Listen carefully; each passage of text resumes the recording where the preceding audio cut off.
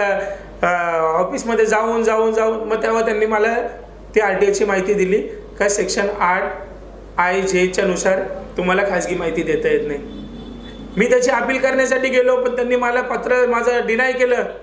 मला सांगितलं का तुमचा कालावधी संपलेला आहे. मग मी परत माझ्या क्लायंटला घेऊन गेलो. मी वॉर्ड ऑफिसर किरण दिगावकर यांच्या कार्यालयात गेले असताना त्यांना सांगितलं का साहेब, त्या ठिकाणी मी तुम्हाला एक लीगल नोटीस दिलेली, त्या ठिकाणी आपलं काय डिमोलिशन वगैरे काय प्रक्रिया झाली का, किंवा आपण काय भूमिका घेतली त्या ठिकाणी. तर त्यांनी मला डायरेक्ट सांगितलं का तुम्ही का फॉलोअप करतात, तुमचं काय गरज आहे फॉलोअप करायची, जे काय आहे तुमच्या क्लायंटला सांगा ना माझ्याशी बोलायला, तुम्ही काय येतात. म्हणजे एक वकील जाणं, वकिलांनी विचारणं, हे कुठल्या याच्यामध्ये नॉर्म्समध्ये लिहिलेलं आहे का एक प्रशासकीय अधिकाऱ्याला वकील काय प्रश्न विचारू शकत नाही. या आपल्या माध्यमातून एक सामान्य जनता, मी पण मी सामान्य मनुष्य आहे, मी सामान्य जनता आहे. नंतर मी एक पदवी घेतलेली आहे आणि त्या पदवीचा उपभोग काही लोक माझ्या माध्यमातून घेतात आणि मी त्यांना उपभोग देत असतो. का मी न्यायाचा अभ्यास करून बसलेलो आहे. आज मी प्रशासकीय अधिकारी, हे जे प्रशासनामध्ये भ्रष्ट अधिकारी बसलेले आहे, यांच्या विरोधात माझा मोठा आवाज राहील. आणि हा माझाच आवाज नव्हे तर माझ्यासारख्या सामान्य इतर वकिलांचाही आवाज राहील. म्हणूनच या अशा भ्रष्ट अधिकाऱ्यांसाठी यांच्या वागणुकीमुळेच आम्हाला संरक्षण कायदा, हा वकील संरक्षण कायदा हा लागू झाला पाहिजे. हा महाराष्ट्रात, मी महाराष्ट्राच्या मुख्यमंत्र्यांना पण या प्रेस कॉन्फरन्स मार्फत विनंती करेन का तुम्ही लवकरात लवकर वकील संरक्षण कायदा हा इम्प्लिमेंट करावा. कारण का असे भ्रष्ट अधिकारी जर आपल्या डिपार्टमेंटमध्ये, आपल्या विभागात एक आयुक्तच्या जागेवर बसून हे जर काम करत असतील तर याचा जाहीर निषेध हा माझ्यासारखे अनेक वकील हे या गोष्टीचा जाहीर निषेध करतील. या व्हिडिओच्या अंतमध्ये मी माझी ऑडिओ क्लिप पण आपल्या प्रेस कॉन्फरन्समध्ये टाकायला सांगू इच्छितो की माझी ऑडिओ क्लिप टाका, का त्याच्याने लोकांना माहिती पडेल का एक सहाय्यक आयुक्ताची बोलण्याची वाचा, बोलण्याची पद्धत एका पदवीधर व्यक्ती एक वकिलाबरोबर कशी राहते ही आपल्या सर्वांना माहिती पण पडेल. आणि त्या ठिकाणी यापुढे ही त्यांना जाब राहील का याच्या पुढे कधी कोणाशी बोलताना नीट बोलावं. तुम्ही प्रशासनावर बसलेले, तुम्ही आज सामान्य लोकांचे जे टॅक्स भरतात ना याच्यावरती आहे, तर तुम्ही त्या गोष्टीचा, त्या खुर्चीचा घमंड न करता तुम्ही त्यांचे सोल्युशन काढण्यामध्ये व्यस्त झाले पाहिजे, ना की तुम्ही सेटलमेंट बादशाह आहे. आणि दिंडोशी विभाग हा म्हणजे पूर्णपणे इल्लिगलचा माफिया राज चालू झालेला आहे. आणि अशा सहाय्यक आयुक्त जर असतील, तिथे असा माफिया राज चालणार असेल, ते यांच्यासाठी आम्हाला रस्त्यावर उतरून उभं आंदोलन करायला लागलं वकिलांना, तरी आम्ही आंदोलन केल्याशिवाय मागे बसणार नाही. धन्यवाद. आपण सर्व आलात त्याबद्दल मी आपल्या सर्वांचे आभार मानतो. आणि आपण या प्रेस रिलीजला जेवढ्यात जास्त होईल तेवढं शेअर करा, कारण का अशा भ्रष्ट अधिकाऱ्यांना त्यांची जागा दाखवल्याशिवाय आम्ही वकील लोक गप्प बसणार नाही. धन्यवाद. जेव्हा किरण दिगावकर साहेबांनी मला जेव्हा सांगितलेलं का तुमची तक्रार मी बार काउन्सिल असोसिएशनला करेन, तर मी बॉम्बे बार सिटी सिव्हिलचा मी पण एक सदस्य आहे. मी सदस्य या नात्याने मी माझ्या बार काउन्सिलचे अध्यक्ष रवी जाधव साहेबांकडे ही तक्रार दिली का मला एका सहाय्यक आयुक्तांनी मला धमकी दिली आहे. तर त्यांनी त्या धमकीचं माझी ऑडिओ क्लिप ऐकली व माझं पत्र बघून त्यांना मी 15 तारखेला पत्र दिल्यावरती त्यांनी मला 16 तारखेला हे पत्र काढलं. त्या पत्रामध्ये क्लिअर कट मेन्शन केलेलं आहे का जोपर्यंत याची पुढची इन्व्हेस्टिगेशन होत नाही तोपर्यंत आपण दिगावकरांना त्यांच्या जागेवरून दूर ठेवावं आणि याची निष्पक्ष अशी याची इन्व्हेस्टिगेशन व्हावी. ही माझ्या बार काउन्सिलनी माझ्यासाठी केलेलं आहे.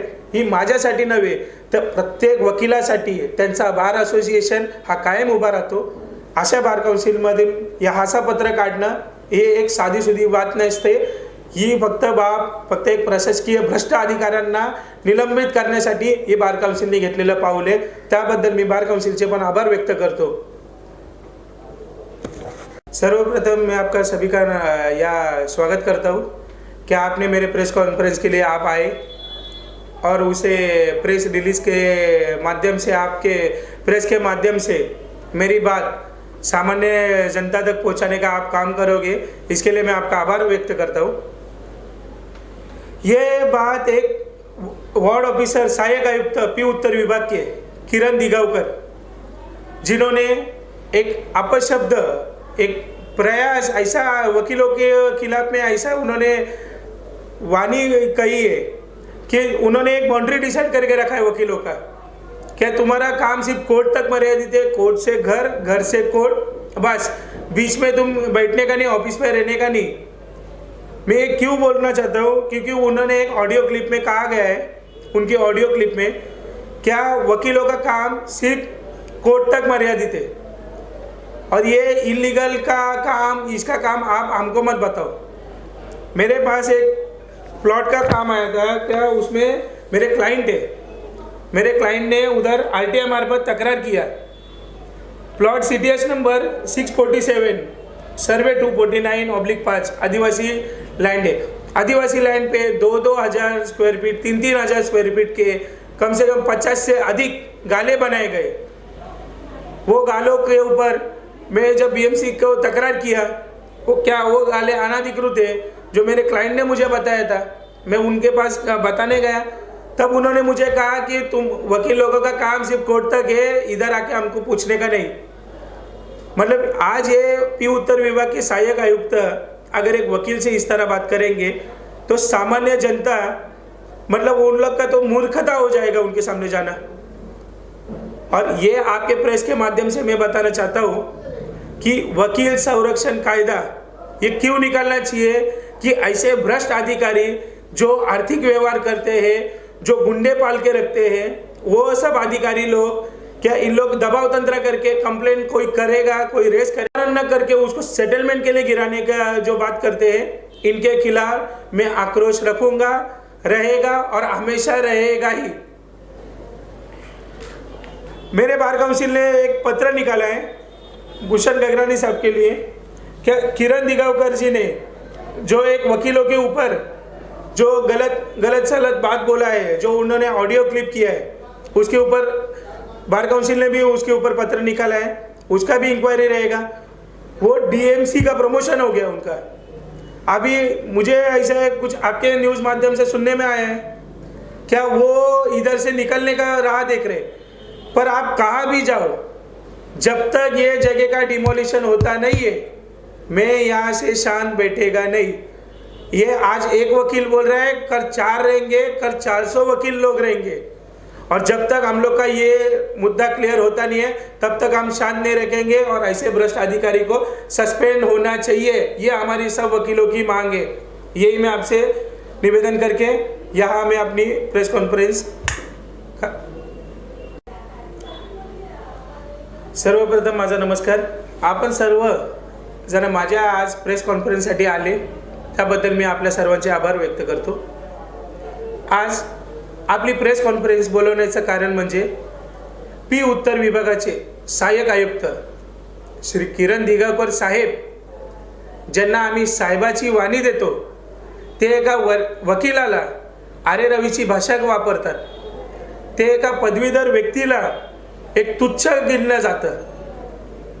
मी असं का म्हणतो का माझी एक ऑडिओ क्लिप जी मी प्रेस मार्फत मी व्हायरल केलेली आहे, त्या ऑडिओ क्लिपमध्ये त्यांनी एक वकिलाची एक दायरा डिसाईड केलेली आहे, बाउंड्री डिसाईड केलेली आहे। त्याच्यामध्ये त्यांनी सांगितलेलं आहे का वकिलांचं काम हे इल्लीगल बांधकाम किंवा कोणाचे तक्रारी घेऊन आमच्याकडे येण्याचं काम नाही आहे। तुमचं काम म्हणजे तुमचं काम फक्त मर्यादित कोर्टापर्यंत आहे। आणि मी बार काउन्सिलला पत्र काढतो, हे असे का बोलले याचं कारण म्हणजे माझ्याकडे एक आदिवासी कलेक्टर लँड आहे। ती लँड आदिवासी कलेक्टर आहे हे नंतरचा भाग झाला, पण त्या लँडवरती काही भूमाफियांनी एन्क्रोचमेंट केलेले। ते एन्क्रोचमेंट करताना त्यांनी 2-2, 5-5 हजार स्क्वेअर फीटचे मोठमोठे गाळे उभारलेले। त्याची तक्रार माझे क्लायंट त्यांनी माझ्याकडे तक्रार दिली। त्यांनी सांगितलं का साहेब याच्यावरती ॲक्शन होत नाही। मी महानगरपालिकेला पत्रव्यवहार केला, मी त्यांचं पत्र पाहिलं। त्यांचं पत्र पाहिल्यानंतर त्याच्यामध्ये माहिती पडलं की त्यांनी खरंच महानगरपालिकेला पत्रव्यवहार केलेला। मी त्यांना सांगितलं का तुम्ही आरटीआय मार्फत माहिती मागवा, ही प्रोसिजर राहते। ITI मार्फत माहिती मागवल्यावर ITI आपण टाकलेलं होतं 15 मेला RTI टाकल्यानंतर त्याचं उत्तर येण्याचा कालावधी 30 दिवसाचा असतो, पण यांनी उत्तर दिलेलं आहे जुलैमध्ये. म्हणजे एक ड्युरेशन झाल्यानंतर म्हणजे त्याचा टाइम पिरियड, एक अपीलला आपण जातो RTI मध्ये, एकदा आपल्याला उत्तर नाही भेटत तर आपण दुसऱ्या अपीलला जातो, पण यांनी तो टाइम व्हॅल्युएशन काढण्यासाठी त्यांनी पुढं ढकल केली आणि मला इकडून मी